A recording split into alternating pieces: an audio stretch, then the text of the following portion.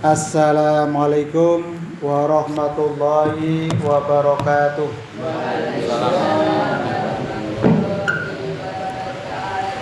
Alhamdulillahirabbil alamin wa bihi nasta'inu ala umuri dunya waddin wassalatu wassalamu ala asrofil anbiya'i wal mursalin wa ala alihi wa ashabi ajma'in amma ba'du.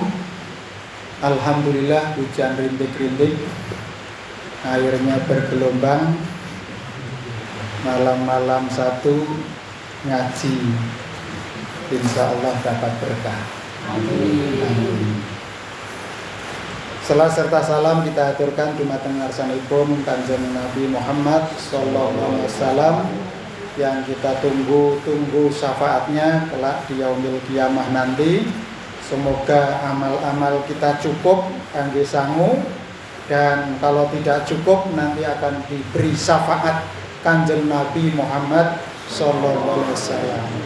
Maka salah satu ikhtiarnya kita ngaos senyaoso hujan, tapi insya Allah semakin menambah pahala yang kita peroleh. Wong terang wae wis abot, apalagi hujan.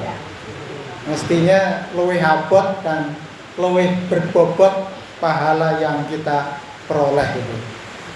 Jadi program hidup kita adalah program hidup husnul khotimah.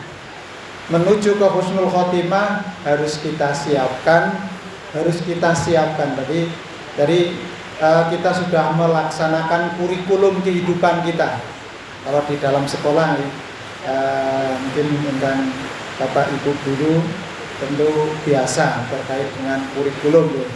Kurikulum itu adalah materi yang diberikan kepada siswa atau kepada mahasiswa agar mempunyai kompetensi hidup. Nah, maka kurikulum kita adalah kita harus menghatamkan membaca Al-Quran, alon-alon waton pelakon.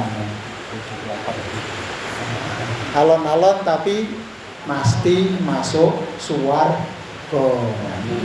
Allahumma amin. Maka dengan rawuhnya kita semuanya di majelis taklim, insya Allah Allah akan memberikan karunia, keberkahan waktu kita, keberkahan usia kita. Nah, sekarang jamnya semakin malam, semakin malam. Tiba-tiba sudah 8:30. Urung mulai pengajian wis 8:30. Berarti 10 menit meneh rampung. Bapak lan Ibu ingkang kawula hormati, kita melanjutkan dari kitab Fikih Sunnah karangan Sayyid Sabiq. Kita sudah pada materi yang pertama atau buku yang pertama itu. Namanya Kitab Toharoh. Kitab Toharoh. Toharoh itu ada dua macam, toharoh hakiki dan toharoh hukmiyah.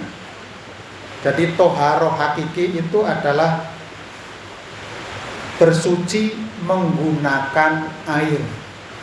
Jadi bersuci menggunakan air. Sementara toharoh hukmiyah yaitu contohnya atau misalnya bersuci dengan debu dalam praktek tayamum. Jadi sejatinya bersuci itu ya pakai air, baik itu untuk mandi, baik untuk wudu maupun untuk mandi. Terutama adalah mandi ageng, mandi besar. Kalau tidak ada air, maka toharoh hukmiyah menika bertayamum. Nah, selanjutnya kita akan membahas macam-macam atau jenis-jenis air. Jadi kata sangat jenis air itu ada beberapa macam. Jadi yang pertama jenis air itu adalah air mutlak. Air mutlak.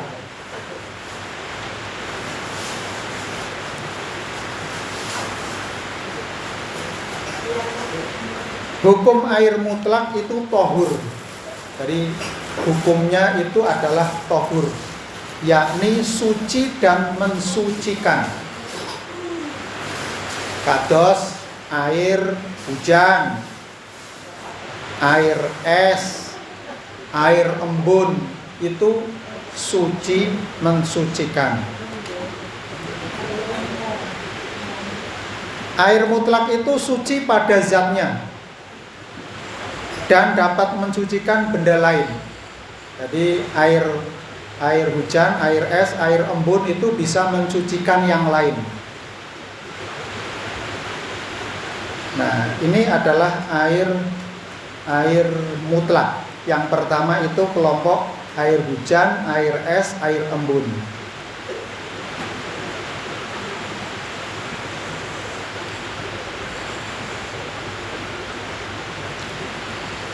Maka ini sebagaimana kita berdoa ya, ketika kita sedang membaca ataupun dalam ini di dalam surat Al-Anfal ayat 11 yang artinya, ingatlah ketika Allah membuat kamu mengantuk untuk memberi ketentraman darinya, dan Allah menurunkan air hujan dari langit kepadamu untuk mensucikan kamu dengan hujan itu dan menghilangkan gangguan-gangguan setan dari dirimu, dan untuk menguatkan hatimu serta memperteguh telapak kakimu. Artinya ini adalah teguh pendirian. Jadi air hujan ini adalah mensucikan, suci mensucikan. Artinya airnya kalau panjenengan nabung air ya, air hujan itu ditabung ataupun ditandon, dimasukkan ataupun disimpan, itu bisa untuk bersuci, untuk berwudu maupun untuk mandi, karena hukumnya itu tohur, yaitu suci dan mensucikan. Bisa dipakai untuk berwudu, bisa untuk membersihkan alat atau perkakas-perkakas, ataupun mungkin alat-alat dapur.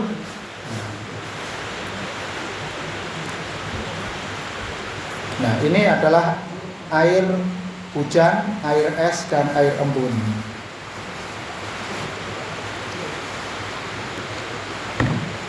Ini sebagaimana di dalam doa kita ya, Allahumma bangit baini wa baina khotoyaya kama bangatta bainal masyriqi wal maghrib. Allahumma nakini min khotoyaya kama yunaqqas thawbul abyadu minad danas. Allahumma ghsilni min khotoyaya bisalji wal ma' wal bard. Ini di sini, ya Allah, bersihkanlah hamba dari kesalahan-kesalahan hamba dengan air, dengan salju, air dan embun. Ini berdasarkan dari riwayat Bukhari dalam kitabnya Sahih Bukhari atau kitab azan. Ini disebutkan di situ bahwa air yang suci mensucikan atau air mutlak itu adalah salju, air, dan embun. Jadi kalau di musim kemarau langka air, mau wudu atau untuk bersuci bisa dengan embun.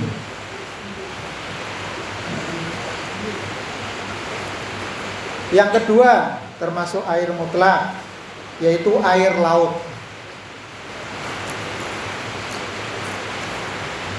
Abu Hurairah radhiyallahu meriwayatkan bahwa ada seorang bertanya kepada Rasulullah, "Wahai Rasulullah, kami sedang melaut dan membawa sedikit air. Jika kami menggunakannya untuk berwudu, kami akan kekurangan jatah air minum dan kami akan kehausan. Bolehkah kami berwudu dengan menggunakan air laut?" Rasulullah SAW bersabda, "Huwa tahuru ma'uhu khillu maitatuhu."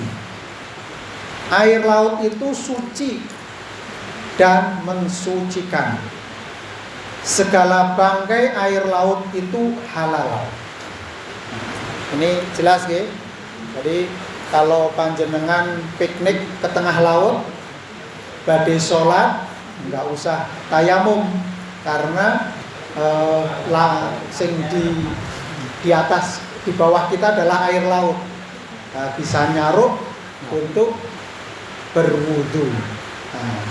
Itu air mutlak, air yang suci dan mensucikan. Ya. Jadi semua air laut itu adalah suci dan mensucikan, sehingga segala bangkai air laut itu adalah halal. Jadi binatang laut apa saja yang ikan ya, makanya kan ada juwi ya, ada juwi. Gereh gitu. Gereh itu kan dari laut gitu. Sampai diawetkan masih halal, tetap halal. Yang ketiga termasuk air mutlak, nggih menika air Zam-Zam. Dan sampun tindak haji dan umroh, maka kita bisa menggunakan air Zam-Zam yang tersedia di semua penjuru ataupun sudut-sudut masjid, baik Masjidil Haram maupun Masjid Nabawi. Di situ bisa untuk berwudu. Ali radhiyallahu an meriwayatkan bahwa Rasulullah pernah meminta sebuah timba yang dipenuhi dengan air Zam-Zam. Kemudian beliau meminum dari timba itu, lalu beliau berwudu dari air itu. Jadi air Zam-Zam itu air mutlak yang suci dan mensucikan, bisa untuk berwudu. Yang keempat, ini air yang berubah warna karena tidak bergerak, atau karena tempat penampungannya, atau karena bercampur dengan sesuatu yang sulit dipisahkan, seperti lumut dan dedaunan. Menurut ulama, jenis air seperti ini masih dikategorikan air mutlak. Jadi kalau apa biasanya teng kolam nggih wonten lumute, warna karena ada lumut, jadi itu air yang mengendap, kemudian tumbuh lumut dan dedaunan di situ. Air menika saged statusnya air mutlak, air yang suci dan mensucikan, bisa digunakan untuk berwudu. Dalam konteks ini, segala jenis air yang masih bisa dikatakan sebagai air tanpa embel-embel nama lain, maka sebenarnya air itu bisa digunakan untuk mensucikan. Sebagaimana Allah berfirman dalam surat Al-Maidah ayat 6 ya. Maka jika kamu tidak memperoleh air, maka bertayamumlah dengan debu yang baik atau yang suci. Jadi air mutlak, air suci yang mensucikan itu ada 4. Yang pertama adalah air hujan, air es, air embun. Yang kedua air laut. Yang ketiga air Zam-Zam. Dan yang keempat adalah air yang berwarna karena tidak bergerak. Jadi air yang ada daun ataupun lumutnya. Kita lanjutkan. Kemudian yang kedua, air mustakmal. Air mustakmal. Mustakmal itu artosipun terpakai. Jadi air mustakmal adalah air yang pernah dipergunakan untuk berwudu atau mandi atau mandi besar.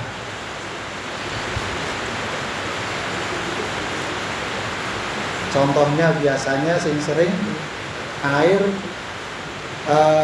kita habis menyucikan, habis memandikan anak kita atau cucu, nah, itu biasanya ada air yang sudah terpakai untuk mandi.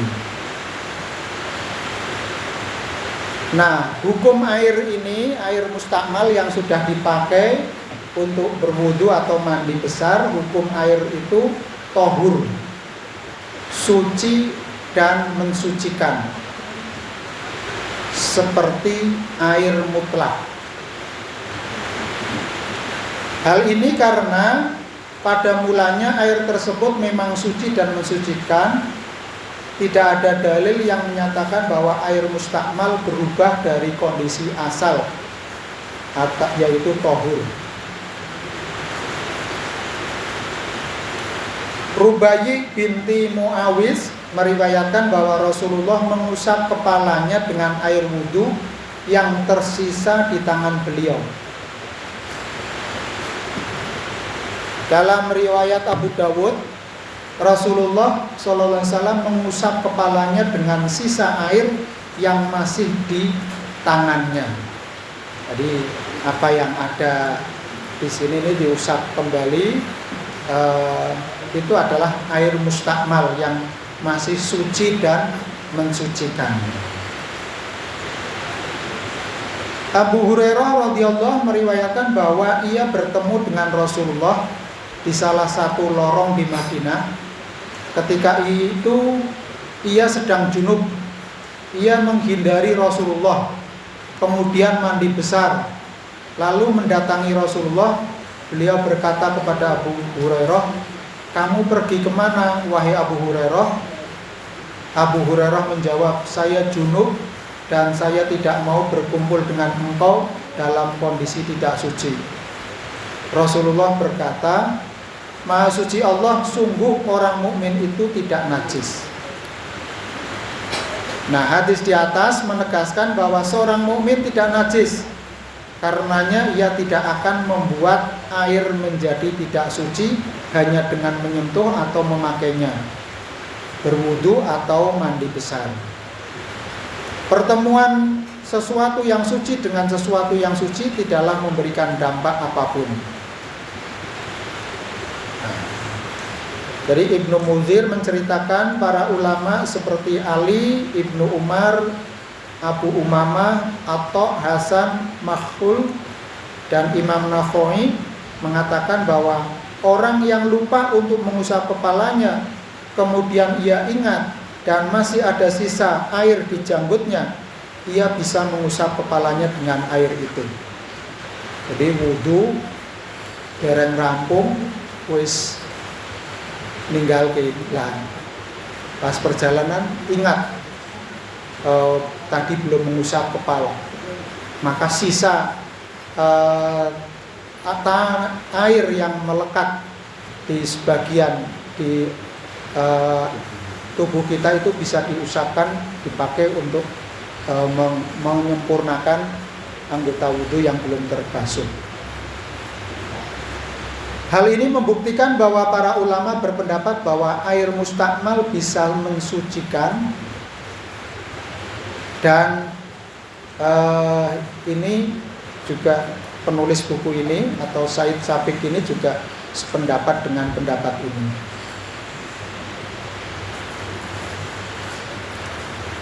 Nah, bisa dipahami nggih? Jadi air mustakmal, air yang sudah digunakan bekas mandi ataupun bekas wudu, masih statusnya adalah mensucikan, bisa dipakai untuk bersuci. Kemudian yang ketiga, ini air yang bercampur dengan sesuatu yang suci. Air yang bercampur dengan sesuatu yang suci. Hukum air yang bercampur dengan sesuatu yang suci seperti sabun, minyak za'faran, ya zaitun bisa, tepung dan lain-lain yang biasanya dipisah dari air suci dan mensucikan. Selama ia masih dianggap sebagai air mutlak, Maksudnya air yang bercampur dengan benda-benda tersebut masih disebut sebagai air suci, air secara definitif ya. Namun jika identitas air tersebut juga berubah, tidak lagi dianggap sebagai air mutlak, maka ia hanya suci tapi tidak mensucikan. Jadi sekalipun air itu sudah bercampur dengan sesuatu yang suci, kalau sudah berubah dari definisi air yang semula tadi, maka air itu hanya sebagai air yang suci dan tidak mensucikan. Artinya air itu tidak bisa dipakai untuk wudhu. Air yang bisa untuk dipakai untuk wudhu adalah air suci dan mensucikan. Ummu Atiyah menceritakan ketika putri Rasulullah Zainab meninggal, Rasulullah mendatangi kami dan berkata, mandikan ia 3 atau 5 kali atau lebih banyak lagi. Jika kalian merasa kurang, mandikan dengan air dan daun bidara. Daun bidara apa nih? Konten ngriki. Betul-betul sing gadah. Biasanya nggih wangi-wangi nggih. Betul. Betul wangi. Berduri.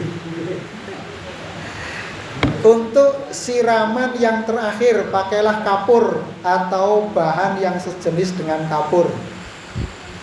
Jika sudah dimandikan, maka beritahukanlah kepadaku. Ketika kami selesai memandikan mayat Zainab, kami memanggil Rasulullah. Beliau memberikan sarung.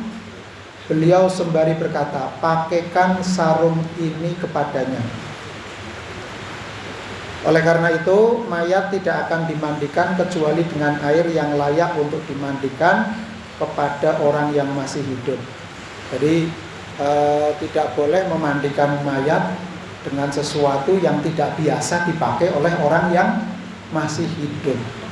Artinya adalah mayat juga sama ketika dimandikan dengan mandi yang air yang suci gitu. Ummu Hani meriwayatkan bahwa Nabi SAW pernah mandi bersama Maimunah dalam satu wadah, sebuah bejana yang di dalamnya terdapat sisa adonan daging. Jadi bekas adonan daging untuk mandi Rasulullah bersama Ummu Hani itu. Maimunah itu. Nah, di dalam 2 hadis di atas terdapat pencampuran air dengan sesuatu, namun sesuatu tersebut tidak sampai mengubah identitas dari air tersebut. Nah, inilah yang disebut sebagai air suci.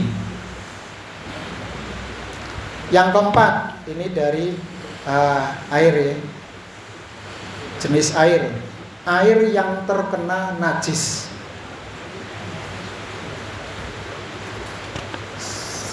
Nah, kurang kita lampuk ke. Air yang terkena najis. Air yang terkena najis terdiri atas 2 macam. Yang pertama, najis tersebut mengubah rasa, warna, dan bau air. Nah, kondisi air tersebut tidak bisa digunakan. Jadi air itu terkena najis sehingga mengubah rasa, warna, dan bau air tersebut. Najis niku napa? Bisa kena ompol, bisa kena kotoran atau kotoran gitu. Yang kedua, air tersebut masih mempertahankan identitasnya. Jadi tidak berubah warnanya, rasa dan baunya.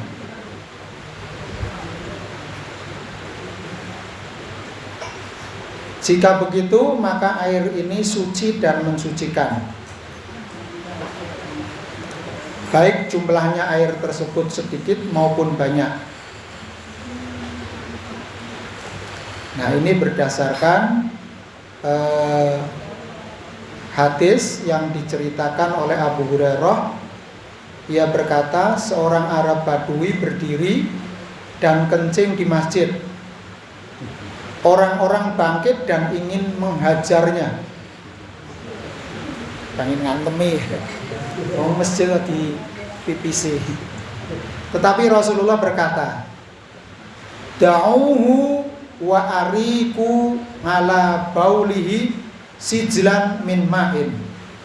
Biarkanlah ia, sirami kencingnya dengan satu ember atau satu timba air. Au danuban min ma'in. Fa inna bu'ithu musayyirina walam tub'athu muassirin. Ya. Kalian diutus untuk mempermudah, bukan untuk mempersulit. Jadi tempat itu kalau sudah disiram dengan air, maka tempat itu sudah menjadi suci. Ya.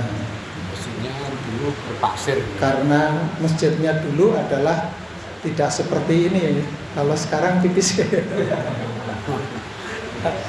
langsung ketok. Nah, kalau dulu kan pelung lap ya. Nah, begitu kena air langsung meresap. Makanya kalau itu disiram langsung meresap ke dalam karena pasir ataupun kerikil yang tidak mengendap. Abu Sa'id Al-Khudri radhiyallahu an bahwa Rasulullah SAW pernah ditanya, wahai Rasulullah, apakah kami boleh berwudu dengan mengambil air dari sumur Buda'ah, salah satu sumur di kota Madinah? Rasulullah berkata, al-ma'u tahurun la tunajjasuhu syai'un. Air tersebut suci dan mensucikan, tidak ada sesuatu yang membuatnya najis. Nah, jadi kalau air sumur itu adalah air yang suci mensucikan.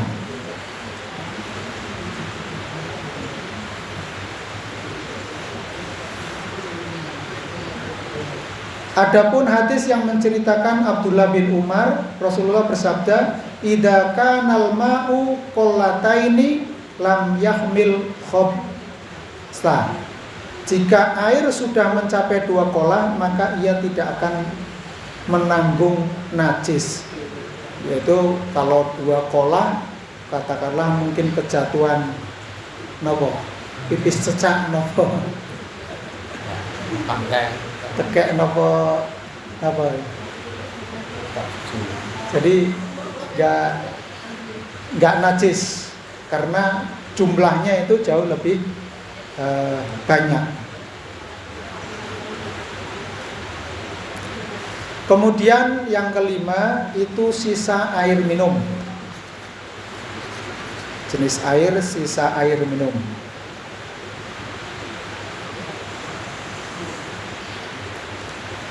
Maksudnya adalah air yang masih tersisa dalam bejana setelah diminum. Ada banyak jenis air sisa minum sebagai berikut. Yang pertama adalah sisa air minum manusia. Jadi sisa air minum manusia status hukumnya adalah suci, baik orang itu muslim, kafir, junub maupun haid. Jadi sisa air minum itu airnya adalah suci. Nah, ini tembe diseruput setengah, nah, ditinggal, ini sisanya tasik suci.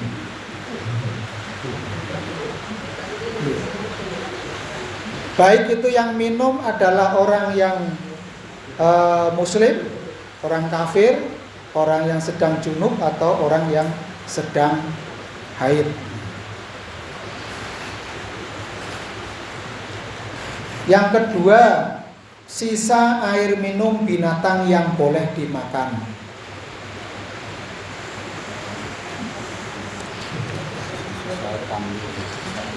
Status hukum air atau sisa air minum binatang yang boleh dimakan adalah suci. Sebab ludah binatang tersebut muncul dari daging yang suci, maka ludahnya pun suci. Abu Bakar Ibnu Munzir berkata, para ulama sepakat bahwa air atau sisa air minum binatang yang halal dagingnya boleh diminum dan bisa dijadikan air wudhu. Jadi kalau selanya kopan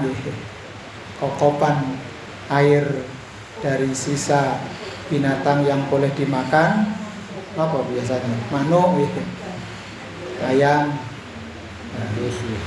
pedus, itu bisa dipakai untuk air wudhu. Nah, ini kemudian sisa minuman bigol, keledai, binatang buas dan burung. Nah, ini keledai, binatang buas dan burung. Status sisa air minumnya itu adalah suci. Jabir meriwayatkan bahwa Rasulullah pernah ditanya, apakah kami bisa berwudu dengan menggunakan air sisa air minum keledai? Rasulullah menjawab, ya, begitu juga sisa air minum seluruh binatang buas. Ya, mungkin di rumah punya singa. Kalau orang-orang Arab kan binatang peliharaannya bukan kucing gede. Ada macan, ada singa, ada beruang.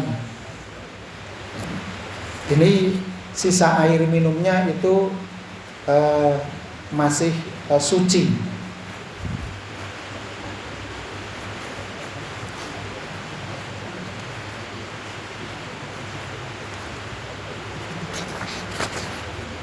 Kemudian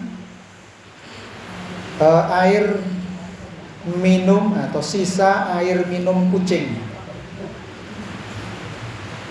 Sisa air minum kucing. Kagungan ya.